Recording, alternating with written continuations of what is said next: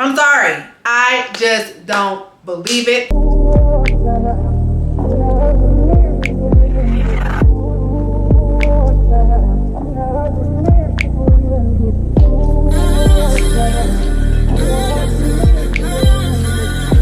Y'all, we finally got a hair video up in this thing.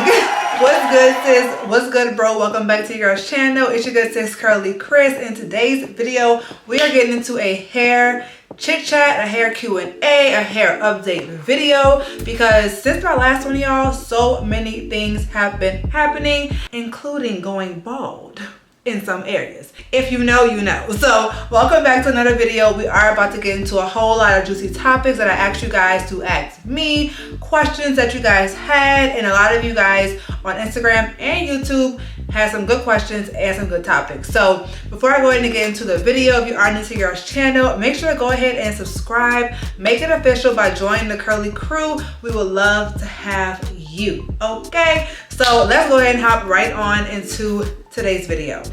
So like I said, this is a hair update video slash Q&A. I asked a lot of you guys on Instagram and on YouTube to give me some topics to speak about, particularly some juicy topics and just some questions that you guys wanted answered in relation to me and my hair journey. So as y'all know, I currently have the straight natural hair, and y'all had a lot of topics about that as well. But also, as you guys know, we had some devastating news occur in the family as well, aka your girl got a bald spot.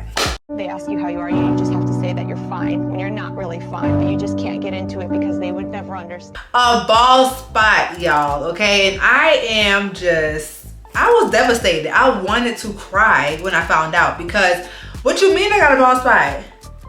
I'm 27, how do I have a bald spot? You know what I'm saying? So, but let me just go ahead and tell you guys how it happened. So in case you don't know, I did get this half up, half down style in my hair about maybe 4 months ago, 5 months ago. Because there was a ponytail sitting right at the top of my head, there was so much weight being added to my head in that particular spot for an extended period of time. I had this style in for about a month, and I knew when I got it installed, my head was hurting so bad. But what I didn't know was that it was actually causing a bald spot in that exact same place. So when I went and got my hair flat ironed, my stylist in New Orleans, she brought it to my attention that your girl has a bald spot. And it's a big one, the size of a quarter, okay? So a lot of you guys had questions regarding my bald spot.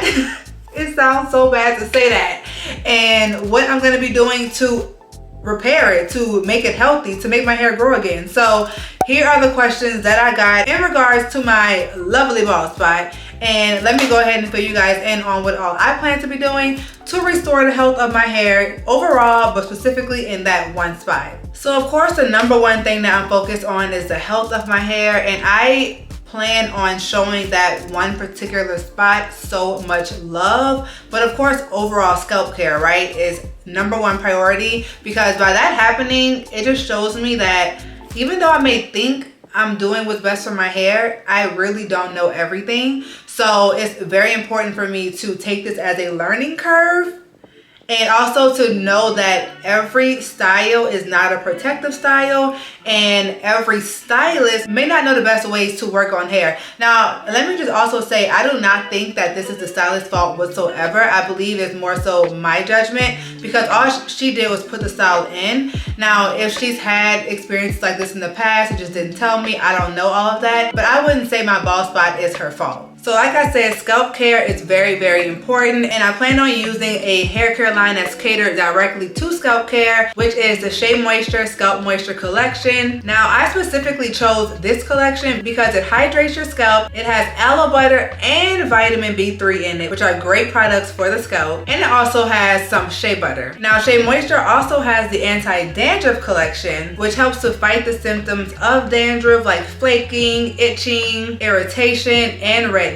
And these products also have apple cider vinegar, salicylic acid, vitamin B3, and some shea butter in these as well. So for those of you who are experiencing those issues, you will probably benefit from the Shea Moisture Anti-Dandruff Collection. But as for me and my bald spot, we gonna stick with the Scalp Moisture Collection. I just can't believe I have a bald spot. That's so crazy. But like I was saying, this collection has a shampoo and a conditioner, which I really am happy about because I really like the fact that I can use one collection that like targets everything, like the same thing, you know what I'm saying? So this one collection is all about my scalp. So every single product I use from it is going to be benefiting my scalp. Now the product that I'm really excited about is this one. This is the Scalp Moisture Cream, y'all. And I'm very excited about it because I'm going to be able to use this on a daily basis and apply it directly to the part of my hair that needs the attention, which is my bald spot. And it has this applicator tip right here so I can get right on the bald spot area. And there's also a Scalp Moisture Pre-Wash Mask. And the reason why I'm really excited also to use these products for my scalp overall outside of the bald spot is because, as y'all know, I have been doing a lot of protective styling, wearing my hair straight, and I haven't had a wash day literally, y'all, in a month plus because I've had my hair straight for a whole month, which I'm happy about.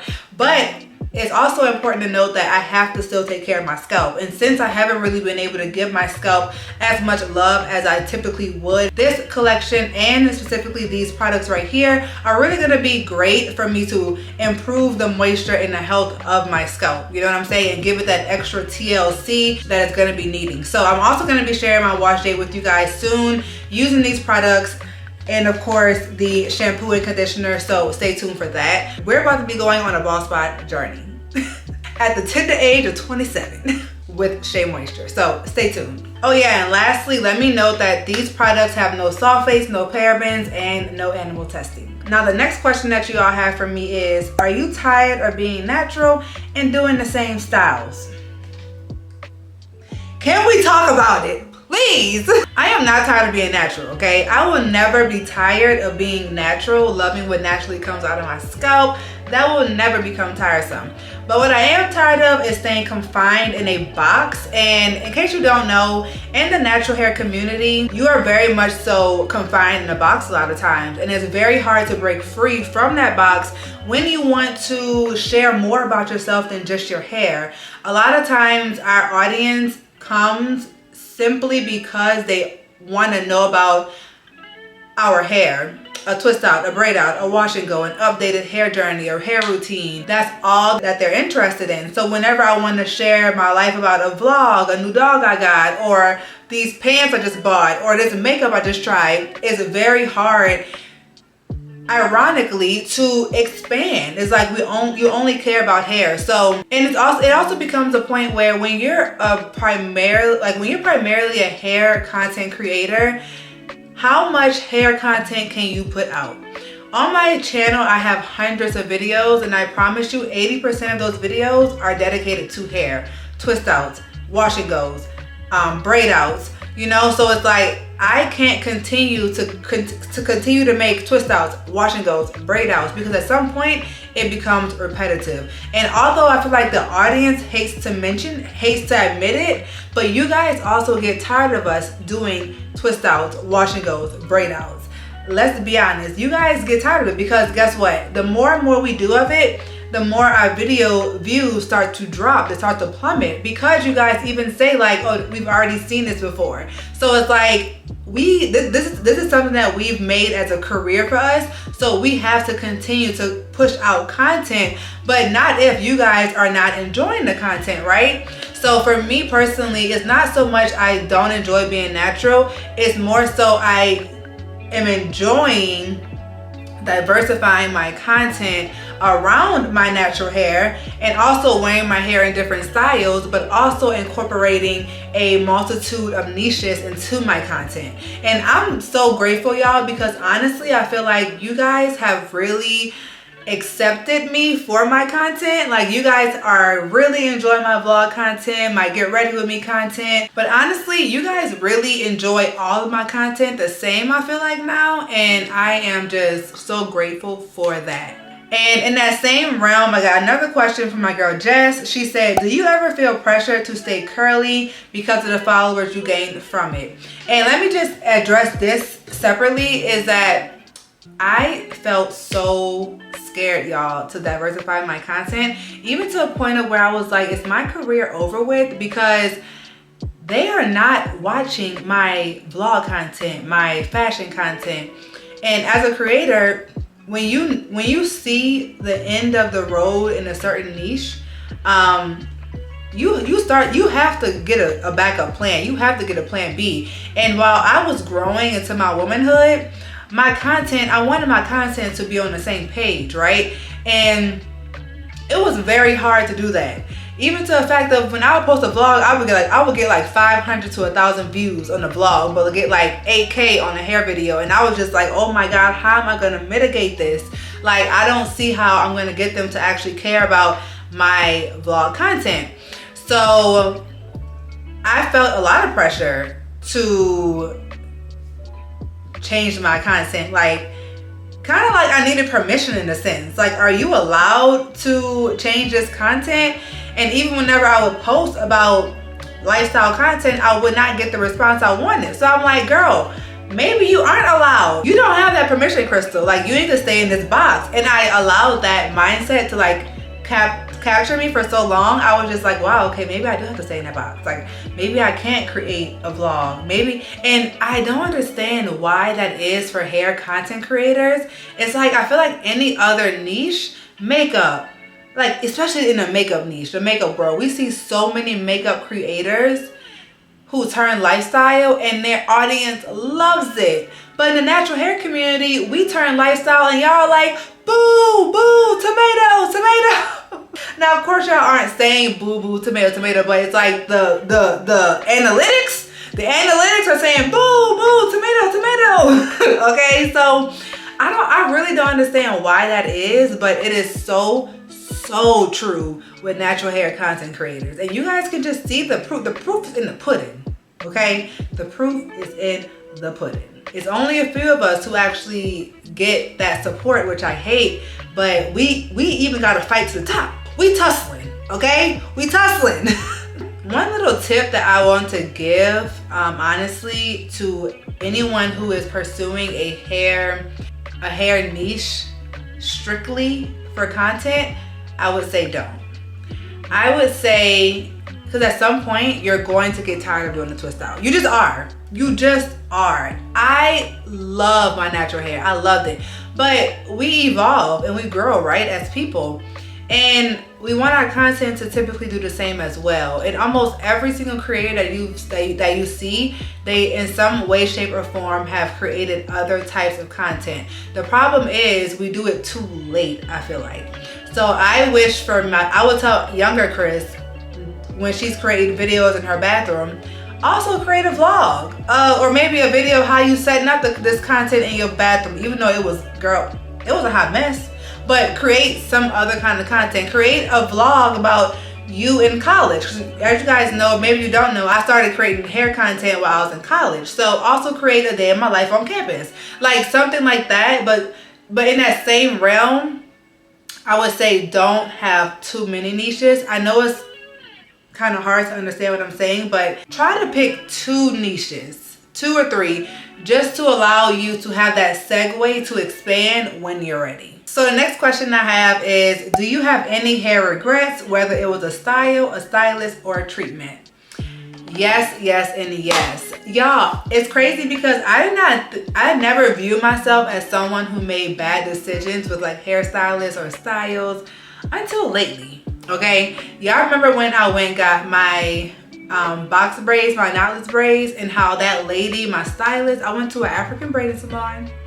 And baby, when I tell y'all, she ripped my hair out for every braid she put in my head. And I did not have the courage to speak up until the end. So she would part my hair, and I had my hair blowed out, okay? It was already blowed out. And she was using the rat tail comb, and she would part my hair, and she would start from the root and drag the comb all the way to the ends. And at the end, she would tug.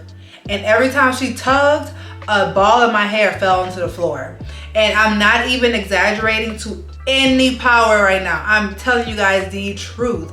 When she was like maybe 20 braids in, I just was like, is my hair not detangled? And she's like, no, it is. And she's still, and I'm just watching my hair fall. And I'm like, But in that moment, people say speak up, but the idea of speaking up and the actual action of speaking up are two completely different things. I don't care what you say, okay? And I just couldn't do it. So when she was about 3/4 done, I said I had enough. Is my hair too much? Like, why are you tearing my hair out? And she finally got what I was asking, and she started to comb through it the right way. So that was a horror story, y'all. And when I took them braids out, I really just saw how my hair was like different lengths, and that's never happened to me before, and I still can't believe I experienced that and I allowed that. I want to tell y'all to speak up. Speak up, because guess what? You're the one who took all that time to take care of your hair, okay? To get it to where it is.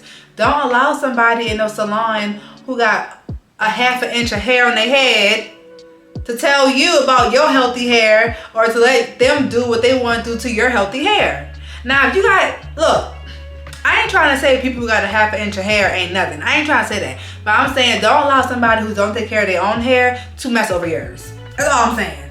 And I was someone who did that, okay? I was. Now, also in that same breath, I would say I wish I just had gotten more knowledge about the half up, half down style that I got, because it's apparently happened to a lot of people where they've gotten that bald spot. So that's why I know it wasn't my stylist particularly. It was more so me choosing that hairstyle. I had to take accountability for me choosing that hairstyle, but I just didn't know that I would get a bald spot. But I also my scalp was hurting a lot, which you guys know my scalp was hurting so much to where I had to get Advil the day I got the style. So I knew that I was in trouble, but I just didn't think it would be that kind of trouble. So this is also a good question. Someone asks, with all the straight styles you've been doing, how do you keep your hair moisturized / hydrated? So one good thing about having straight natural hair is the hair becomes oily on its own. Our hair is constantly producing oil. The only difference is with straight hair, your hair maintains that oil way more, which is also why I use a bandana to go to sleep with half the time, because my hair could become overly oily. So my hair is not dry whatsoever in the straight style. I'm not adding any product to it to make it hydrated, because it's honestly already oily. But of course, I need to pay attention to my scalp to make sure my scalp is still healthy, which is what I'll be doing once I actually start to wash my hair. But overall, our hair needs so much more moisture in its naturally curly state than in the straight state.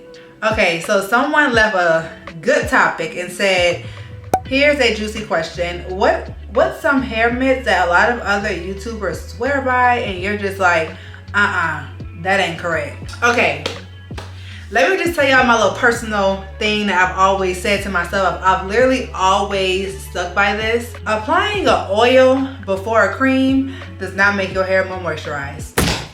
I'm sorry. I just don't believe it. You cannot convince me of it. You cannot tell me that is correct, because science states otherwise, okay? Applying an oil before you apply a cream does not seal in moisture.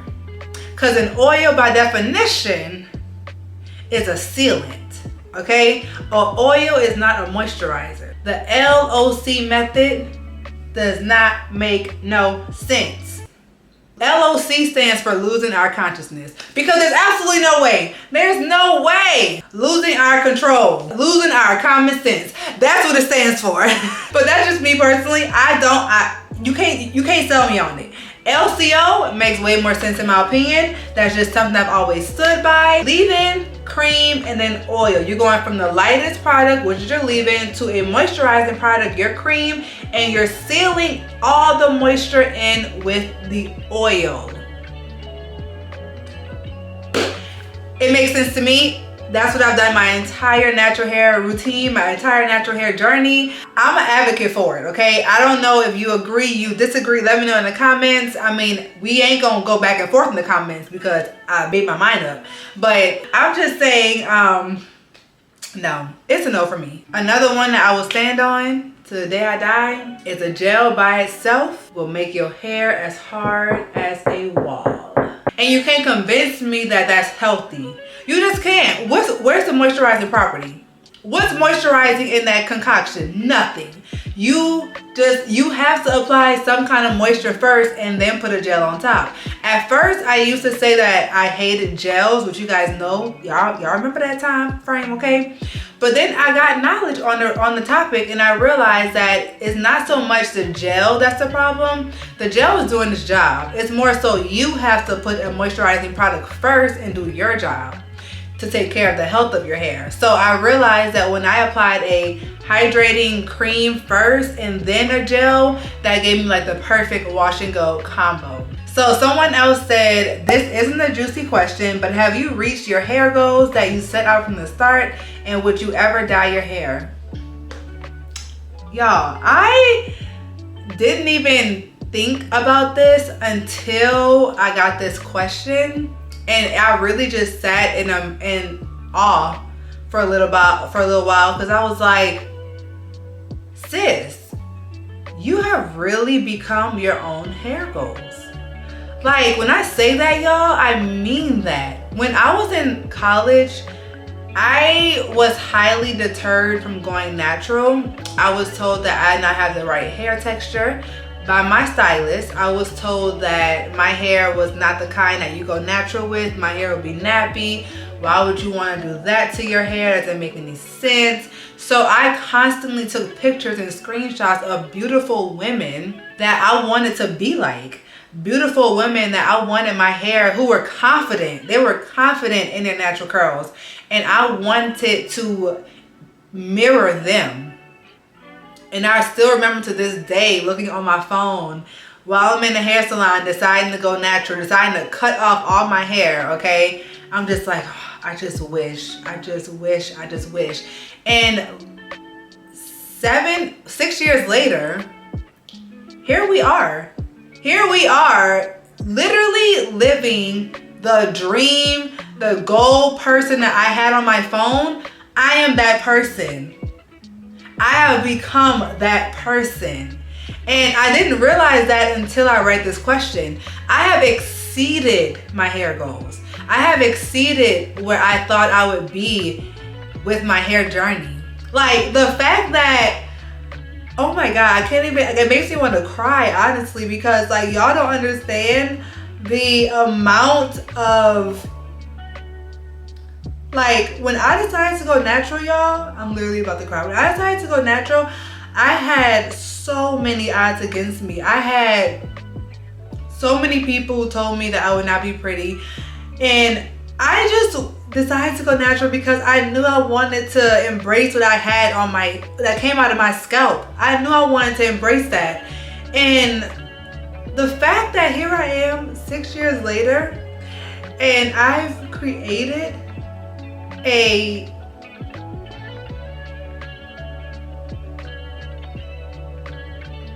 I've created a multiple six-figure company off of someone telling me my dream was not achievable, off of someone telling me that what I wanted to set out for myself was not possible. I've never even thought about it that way. And I just wish I could go back and tell myself back then, like, sis, there's so much you're about to achieve. There's so much you're about to do. Like, there is so much that's waiting for you. So many opportunities. Believe in yourself. Like, I am my dream from back in 2017. I am living my dream. I am living the person who I had on my phone, who I wanted to become. I am her. And that's so crazy to think. Like, it's mind-blowing. It's mind-blowing. So to answer the question, like, yes, I have reached my goal. I have become the person that I never thought I would be. I never thought I would be her. I never thought I would be this. And just looking at myself is just like, dang, sis, you did that. Now, I've kind of gathered myself to the best of my ability. I did not mean for it to go off on that kind of tangent. The next question that I have is, what are your thoughts on texturism in the natural hair community? Well, there are, so many people hate to admit it. Well, no, I feel like we all know it to be a fact. We all know it to be true that a certain hair texture, a certain hair curl pattern is preferred over others. And I honestly feel like that's because of how manageable the hair becomes, right? Like when you have a loose curl pattern, it's much more manageable than when you have a kinky curl pattern. And I just do not agree with that mindset whatsoever. I feel like it's up to us to build the confidence and to build the beauty in our hair. And honestly, do we care if other people believe it or agree with it? I would say no, but in actuality, other people also believing it is what alters the idea of there being texturism in the community. Outside of the natural hair community, just in the entire world, right? Like, we may not care about what other people think, but it's the other people who are creating a concept around texturism and the other people who are preferring a certain texture over the other or putting a certain texture above the other. So I feel like it's all about, it starts with us with believing that we are beautiful, because a lot of times, a lot of us, we don't believe that our hair is beautiful. We don't. And it's a sad reality. But it's the truth, and there's reasons, because we've been told a lot of times that it isn't beautiful. And our parents are even the biggest enablers that it's not beautiful, So if the people that we look up to also tell us that this is not beautiful, how are we to make a difference? How are we to believe that it is beautiful? How are we to be the ones who are just so strong, okay, that concept that we all hate? How are we the ones to be strong when the people who we look to strength for are weakening us? So that's my idea on texturism in the hair community. It most definitely is there, and I hate that it's there, but like I said, it's really up to us. And this is the beauty of it. We are now going to be the parents of those children for the next generation, so we can teach all textures are beautiful. Your texture is beautiful. Wear it confidently. You don't have to get a relaxer at the age of 7, at the age of 10. I had my first relaxer at 10 years old, I believe. That's the age of my niece, and I couldn't even fathom right now allowing for her to get a relaxer. So I would say that it's really up to us, y'all. We have the power to change it, because we're the ones who are birthing the youth. So that's my little take on that. And let me know in the comments if you agree, because I do feel like, that is the best way to look at it in a positive light. Now, let's get into the questions about hair color. Are you still considering to color your hair? In case you guys don't know, which a lot of you guys probably weren't here from the start, but I used to have burgundy hair. When I first cut all my hair off, I cut it off and I dyed it burgundy. So I had a burgundy little fro girl. Okay, it was like yay high, and I actually dyed it myself. I got it professionally cut. I went to Walmart, got the Cream of Nature box dye in the shade burgundy, and I put that bad boy in my hair, and baby, you couldn't tell me nothing, okay? It was a whole new world for me when I did that. And honestly, y'all, I was heavily thinking about dyeing my hair burgundy again. You know what's crazy is when I went to get my hair silk pressed, I was going to get a silk press and color my hair burgundy, and that was gonna be the ultimate shocker for you guys. But my stylist didn't have the time to do the color because I had changed it at the last minute. And she also just helped me to realize, like, are you sure you want to, dye it burgundy? Like, that's a big step. It takes a lot to take care of like curly hair that's colored, or just hair in general when you add color to it. So I'm still thinking on it. It's still pondering up here. If I do decide to dye it, y'all gonna be the first ones to know. and y'all gonna be shook. So the next question that I got was, did you ever in your life think about starting locks? To be honest, y'all, no. I've never wanted locks. I feel like locks is something that you really have to want to have, and it's a beautiful hairstyle. I love certain people who get them. They just look, they can do so many styles and they look so beautiful doing it. But I personally, it's never been something that's caught my eye for me. I've always just liked my hair being loose or being able to like flat iron it as well, because y'all know I love a good silk press, okay? And yeah, so for me, I've just never had the want to have locks, whether it's sister locks, thick locks, you know, so. But hey, those of you who do have the locks, y'all look beautiful, okay? I see y'all rocking it with all the styles, so love that for y'all. So someone asked, are you still thinking about being a straight natural? And honestly, y'all, my hairstylist Michelle in New Orleans helped me to realize, which is also kind of something that I was also thinking for myself, but I love the viewpoint she had, was because I mentioned to her, like, I'm thinking about being a straight natural, and she was like, why are you trying to put yourself in another box? She was like, being natural in itself, we naturally put ourselves in the box, which is kind of what I was talking about earlier, right? And she was like, by you labeling yourself a straight natural, that's putting yourself in another box. Why don't you just do what you want when you want to do it? If you want to straighten your hair today, if you want to wear your curls in a week, if you want to wear your twist out in another week, you have the freedom to do that.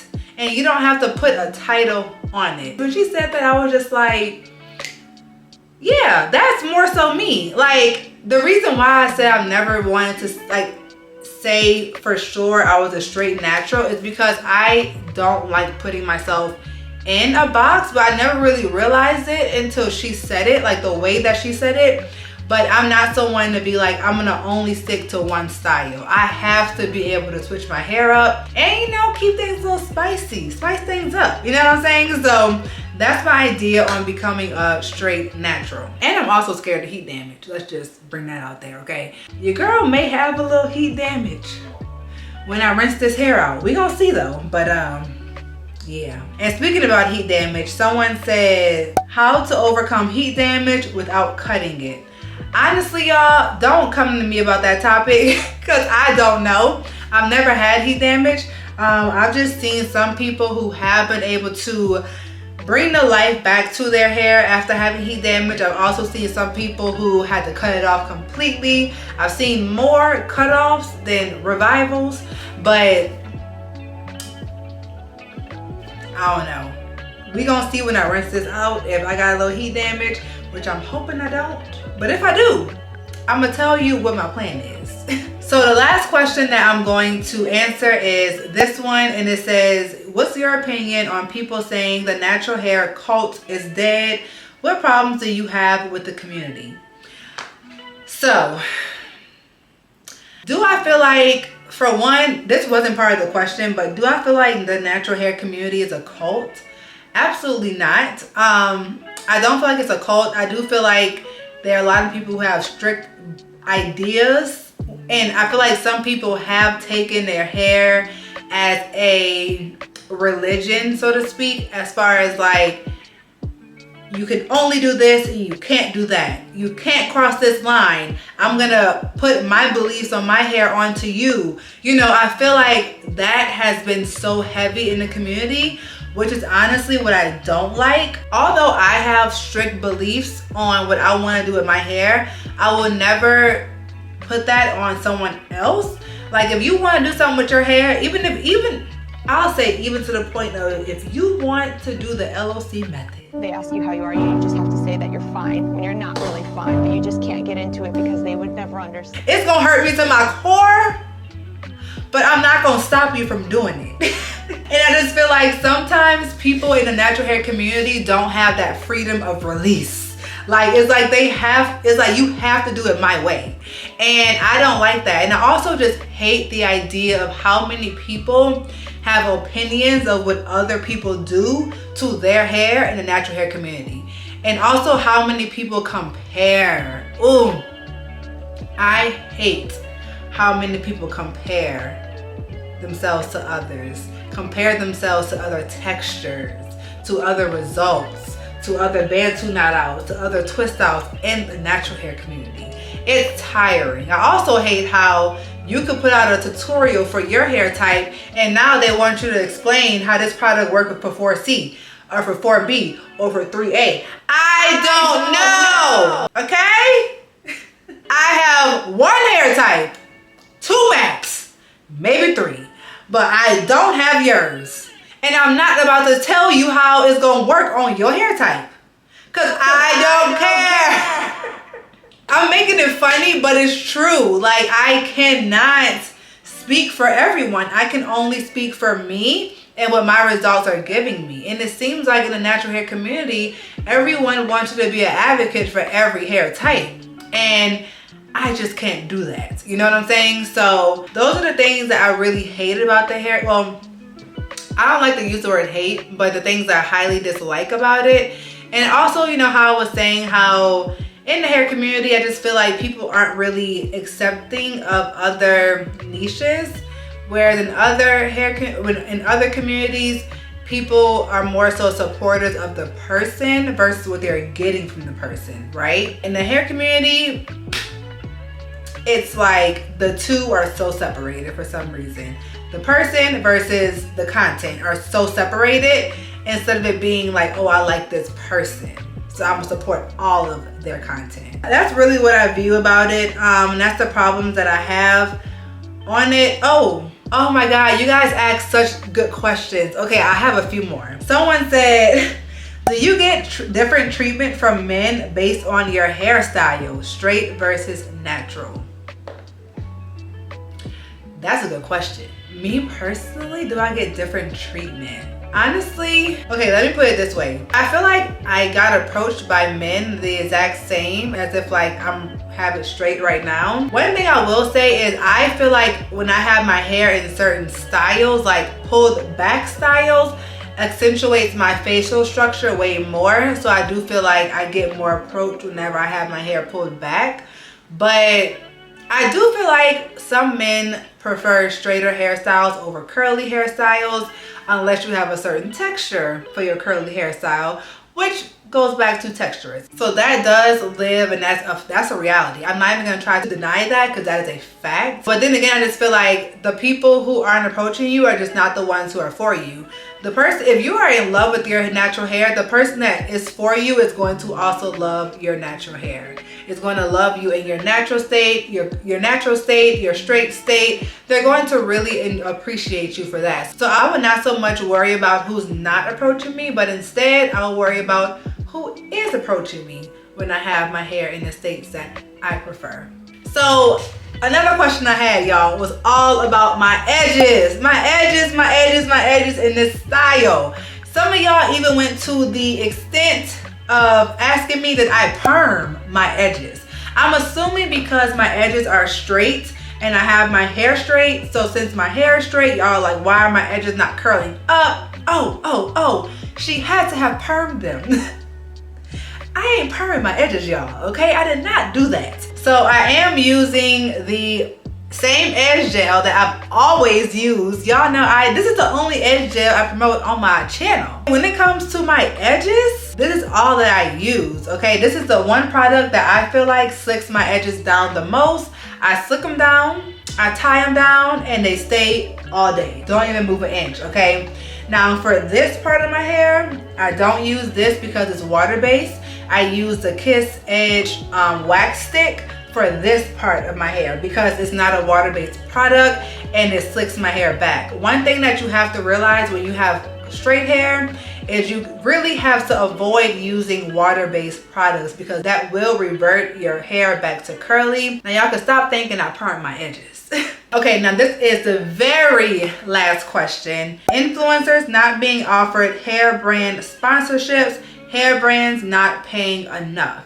Now it's kind of funny that I'm answering that question in this video because it's literally sponsored by a hair brand. So as you guys can see, certain hair brands are supporting content creators and doing it while respecting and appreciating their rates. However, there are a lot of hair brands who do not give us that much grace, okay? And for that reason, I'm out. No, it's just, yeah, like in the hair community, y'all, we don't have a lot of brands who appreciate us and respect our rate, which is why whenever I come across a brand that does, like Shea Moisture, I love to give them their props, okay? I love to give them the quality that they are looking for. I love to show up, show out. That's really with all my content, you know? But a lot of natural hair creators are stepping away from natural hair content because sponsorships are a huge way that that's our bread and butter, right? So if these brands aren't paying us what we're worth, then we have to respectfully decline and go elsewhere where we are appreciated, where we are valued, where we are seen. I feel like since the beginning of, when I say the beginning of sponsorships, I feel like around the time when I started influencing, around 2017, that's really when the influencer became about. Like when it came to sponsorships and stuff like that in the hair industry, because a lot of these hair brands are trying to figure it out just like us, the influencer, were also trying to figure it out. And back then we had a much lower rate. We did not know our value. We did not know our worth. But these brands knew the response and the amount of money that they were getting from us influencers, but they weren't giving us the heads up to charge more. So once we actually became alert, it was like, whoa, whoa, whoa, I see my value. Let me increase this rate.